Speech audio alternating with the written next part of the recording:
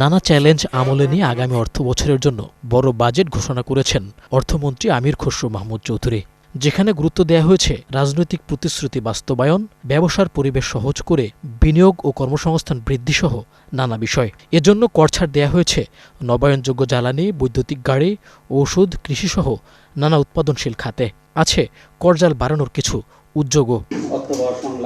হিসাববিদদের সংগঠন আইসিএবি বলছে, শুল্ক, ভ্যাট ও আয়করের নানা ছাড় একদিকে বিনিয়োগে উৎসাহিত করবে, অন্যদিকে নিত্যপণ্য সহ নানা ধরনের জিনিসপত্রের দাম সহনীয় রাখবে। মুক্ত বাণিজ্য অঞ্চল সংশ্লিষ্ট বিধান কাস্টমস আইনে অন্তর্ভুক্ত করায় রপ্তানিমুখী বাণিজ্যিক কার্যকলাপকে সহজতর করবে। আপিল দায়ের করার পূর্বে জমার পরিমাণ হ্রাস ব্যবসা বান্ধব পরিবেশ নিশ্চিত করবে। করজাল বাড়াতে গিয়ে খুচরা ব্যবসায়ীদের কাছে 0.2% অগ্রিম আয়কর নেওয়ার প্রস্তাব করেছেন অর্থমন্ত্রী। হিসাববিদরা বলছেন, এতে মূল্যস্ফীতি বাড়তে পারে। এছাড়া রাজস্ব মামলায় উচ্চ আদালতে আপিলে শুল্ক, কর ও জরিমানার 2% অর্থ পরিশোধের শর্ত ব্যবসা বান্ধব সিদ্ধান্ত নয় বলেও মত তাদের। উৎপাদক, আমদানিকারক এবং সরবরাহকারীদের খুচরা বিক্রেতাদের কাছে সরাসরি বিক্রয়ের উপর 0.2% অগ্রিম কর সংগ্রহ করতে বাধ্য করা হলে তাহা মুদ্রাস্ফীতি বাড়াতে পারে।